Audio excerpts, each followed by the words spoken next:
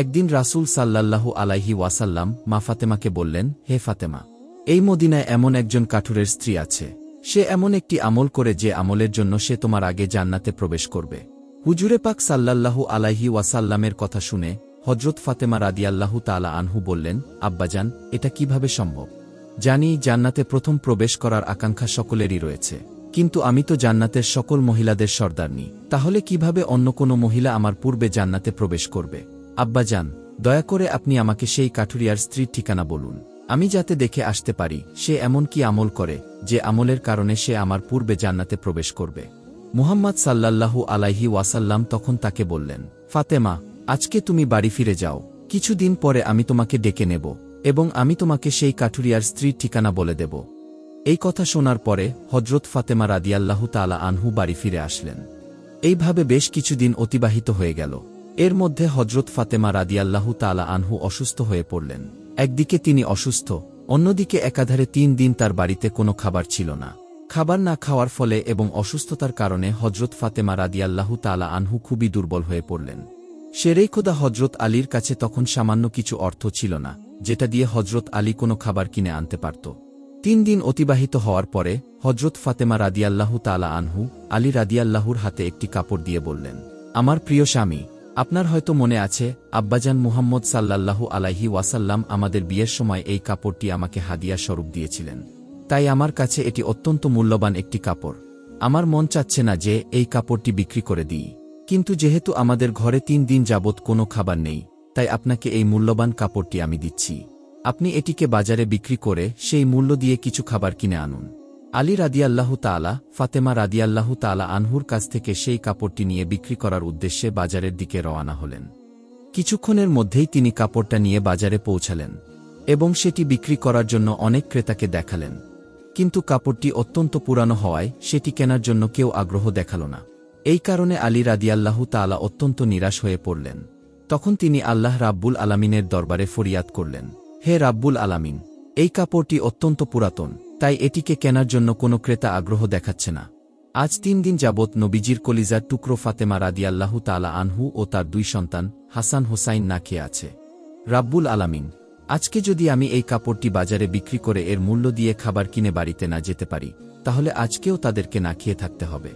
আপনি এই কাপড়টি কেনার জন্য একজন ক্রেতার ব্যবস্থা করে দিন। শেরিখোদা আলী রাদিয়াল্লাহু তাআলার এই দোয়ার পরে একজন ক্রেতা আগমন করল এবং সে তাকে প্রশ্ন করল, আলী, তুমি কি এই কাপড়টি বিক্রি করতে চাও? এই কথা শুনে আলী রাদিয়াল্লাহু তাআলা বললেন, জনাব, আমি তো এই কাপড়টি বিক্রি করার জন্যই বাজারে নিয়ে এসেছি। তখন সেই ক্রেতা জিজ্ঞেস করল, কি পরিমাণ অর্থ দিলে তুমি এই কাপড়টি বিক্রি করবে? শেরিখোদা আলী রাদিয়াল্লাহু তাআলা জানতেন এই কাপড়টি অত্যন্ত পুরাতন, তাই এর মূল্য সর্বোচ্চ 1 দিরহাম কিংবা 2 দিরহাম হতে পারে। তাই তিনি কোনো দাম না চেয়ে বললেন, জনাব, আপনার যা মর্জি তাই প্রদান করুন, আমি নিজে থেকে এই কাপড়টির কোনো দাম চাচ্ছি না। তখন সেই ক্রেতা বলল, আমি 6 দিরহাম দিয়ে কাপড়টি ক্রয় করতে চাই, তুমি কি এতে বিক্রি করতে রাজি আছো? আলী রাদিয়াল্লাহু তাআলা খুশির সাথে রাজি হয়ে গেলেন এবং বললেন, জনাব, আপনি আমাকে 6 দিরহাম দিয়েই এই কাপড়টি ক্রয় করতে পারেন। এরপর ক্রেতা আলী রাদিয়াল্লাহু তাআলাকে 6 দিরহাম দিলে আলী রাদিয়াল্লাহু তাআলা কাপড়টি তাকে হস্তান্তর করলেন। ওদিকে আল্লাহ রাব্বুল আলামিনের একদল ফেরেশতা অন্য আর একদল ফেরেশতাকে বলতে লাগল, নবীজি সাল্লাল্লাহু আলাইহি ওয়াসাল্লামের সাহাবীরা অত্যন্ত দানশীল, তারা সুখে দুঃখে সর্বদা দান করে। ফেরেশতাদের এই কথা শুনে অপর একদল ফেরেশতা বলল, আল্লাহর নবী, সাহাবীরা দান করে এটা ঠিক কথা, কিন্তু তারা সুখে দুঃখে সবসময় দান করে না। তাদের হাতে যদি প্রয়োজনের অতিরিক্ত কিছু থাকে তাহলে তা দান করে, এবং তাদের হাতে থাকা জিনিসটার প্রয়োজন যদি তাদের নিজেদের থাকে তখন তারা সেই জিনিসটি দান করে না।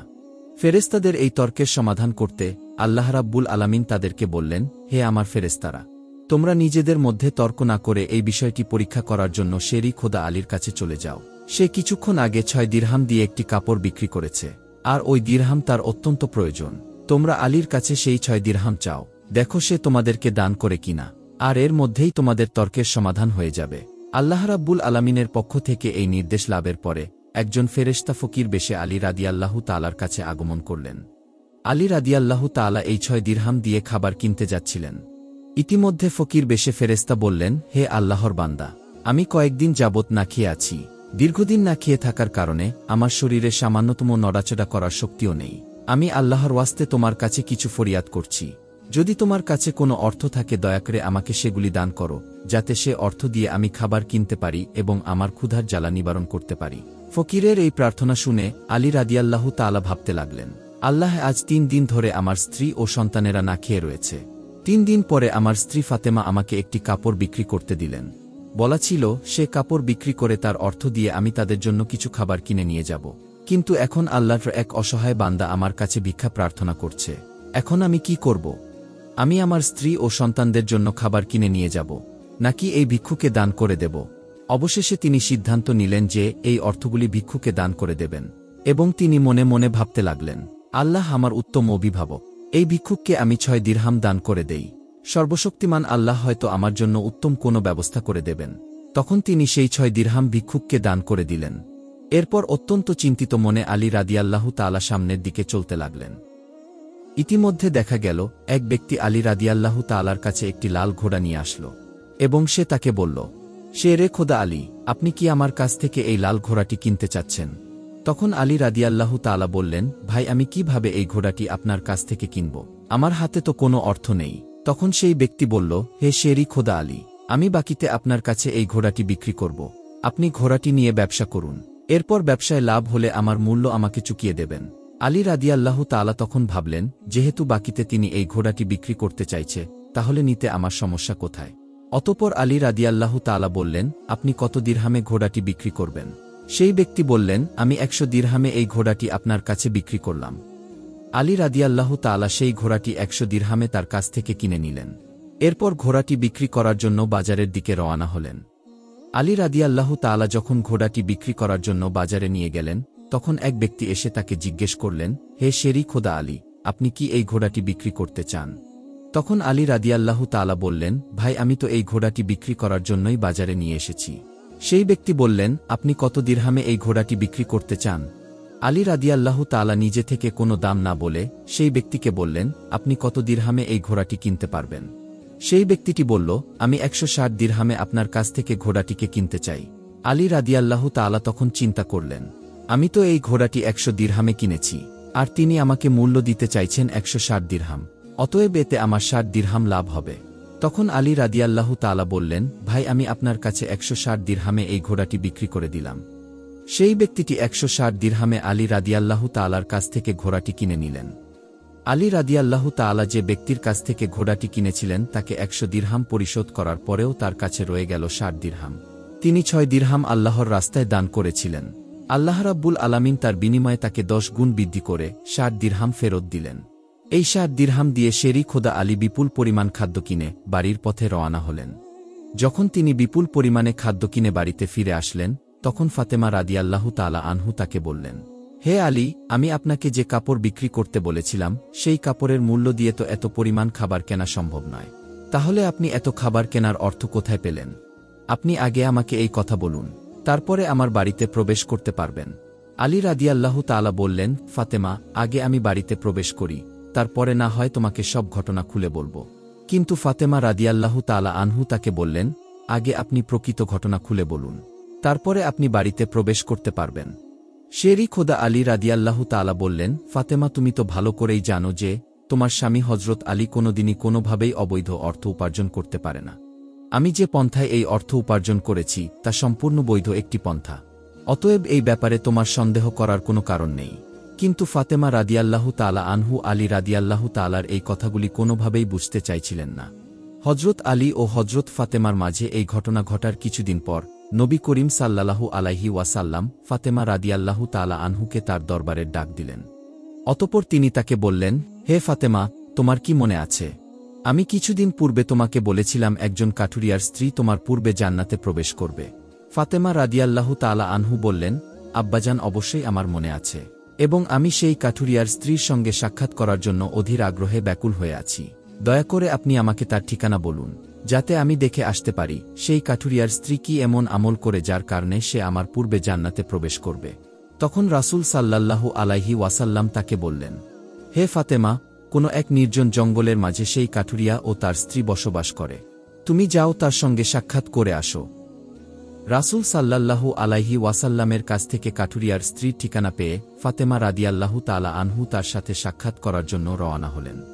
যখন তিনি কাঠুরিয়ার বাড়িতে এসে পৌঁছালেন তখন ফাতেমা রাদিয়াল্লাহু তাআলা আনহু সালাম দিয়ে বললেন, বাড়িতে কি কেউ আছেন? আমি নবীর মেয়ে হযরত ফাতেমা বলছি, আমি কি বাড়ির ভিতরে আসতে পারি? বাড়ির ভিতর থেকে আওয়াজ আসল। আমি পরম সৌভাগ্যবান যে আমার বাড়িতে নবীর মেয়ে ফাতেমা রাদিয়াল্লাহু তাআলা আনহু আগমন করেছেন।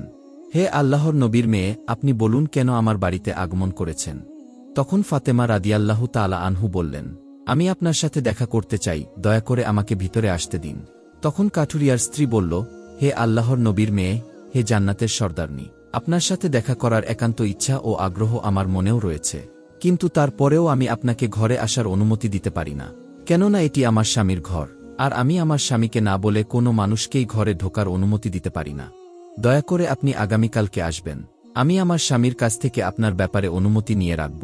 যদি আমার স্বামী অনুমতি দান করেন তবে কেবল আপনাকে ঘরে প্রবেশ করার অনুমতি দিতে পারি। কাঠুরিয়ার স্ত্রীর কাছ থেকে এই কথা শোনার পরে ফাতেমা রাদিয়াল্লাহু তাআলা আনহু বাড়িতে ফিরে গেলেন।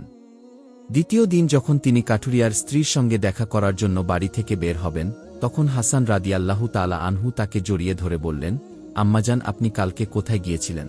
আপনাকে আমি খুঁজে পাচ্ছিলাম না। আম্মাজান, আপনি যেখানে যাচ্ছেন দয়া করে আমাকেও আপনার সাথে নিন। ফাতেমা রাদিয়াল্লাহু তাআলা আনহু তখন তার বড় পুত্র হাসান রাদিয়াল্লাহু তাআলা আনহুকে তার সাথে নিলেন। এরপরে তিনি কাঠুরিয়ার স্ত্রীর বাড়িতে পৌঁছে গেলেন এবং সালাম দিয়ে বললেন, বাড়িতে কি কেউ আছেন? আমি নবীর মেয়ে ফাতেমা বলছি এবং আমার সাথে আমার বড় পুত্র হাসান রয়েছে। আমি কি বাড়ির ভিতরে আসতে পারি? ভিতর থেকে কাঠুরিয়ার স্ত্রী বলল, হে নবীর মেয়ে ফাতেমা, আপনার সাথে দেখা করার আগ্রহ আমার মনেও রয়েছে। গতকালকে আমার স্বামীর কাছ থেকে আপনার ব্যাপারে অনুমতি নিয়েছিলাম, কিন্তু আপনার সাথে আপনার যে বড় পুত্র হাসানকে নিয়ে এসেছেন তার ব্যাপারে আমার স্বামীর কাছ থেকে অনুমতি গ্রহণ করিনি। এই কারণে আমি আপনাকে ঘরে প্রবেশ করার অনুমতি দিতে পারি, কিন্তু আপনার পুত্র হাসানকে অনুমতি দিতে পারি না। দয়া করে আপনি আগামীকাল আসবেন, আপনার পুত্র হাসানের ব্যাপারে আমার স্বামীর কাছ থেকে অনুমতি নিয়ে রাখব। কাঠুরিয়ার স্ত্রীর কাছ থেকে এই কথা শোনার পর ফাতেমা রাদিয়াল্লাহু তাআলা আনহু আবার বাড়ি ফিরে গেলেন। পরের দিন আবারও তিনি যখন কাঠুরিয়ার স্ত্রীর সঙ্গে দেখা করার জন্য রওনা করবেন তখন তার ছোট ছেলে হযরত হোসেন তাকে জড়িয়ে ধরে বললেন, আপনি 2 দিন ধরে কোথাও যাচ্ছেন? আমি আপনাকে খুঁজে পাচ্ছি না, আজকে আপনি আমাকেও সঙ্গে নিয়ে যান। ফাতেমা রাদিয়াল্লাহু তাআলা আনহু তখন 2 পুত্রকে সঙ্গে নিয়ে আবারও সেই কাঠুরিয়ার বাড়িতে গেলেন। বাইরে থেকে তিনি সালাম দিয়ে বললেন, বাড়িতে কি কেউ আছেন? আমি নবীর মেয়ে ফাতেমা বলছি এবং আমার সাথে আমার 2 পুত্র হাসান এবং হুসাইন রয়েছে। বাড়ির ভিতর থেকে কাঠুরিয়ার স্ত্রী আওয়াজ দিয়ে বললেন, হে নবীর মেয়ে ফাতেমা, আপনার সঙ্গে দেখা করার আগ্রহ ও আকাঙ্ক্ষা আমার মনের মধ্যে রয়েছে। গতকালকে আপনার ব্যাপারে এবং আপনার বড় ছেলে হাসানের ব্যাপারে আমার স্বামীর কাছ থেকে অনুমতি নিয়েছি, কিন্তু আপনার ছোট ছেলে হোসাইনের ব্যাপারে আমার স্বামীর কাছ থেকে কোনো অনুমতি গ্রহণ করিনি। দয়া করে আজকেও আপনি ফিরে যান এবং আগামীকালকে আপনি আসবেন। আগামীকালকে আপনাদের 3 জনের ব্যাপারেই আমি অনুমতি গ্রহণ করে রাখব। কাঠুরিয়ার স্ত্রীর এই কথা শোনার পর ফাতেমা রাদিয়াল্লাহু তাআলা আনহু আবার বাড়িতে ফিরে এলেন। পরের দিন তিনি আবারও সেই কাঠুরিয়ার স্ত্রীর বাড়িতে আসলেন। তখন তাকে কাঠুরিয়ার স্ত্রী ঘরে প্রবেশ করার অনুমতি দিল।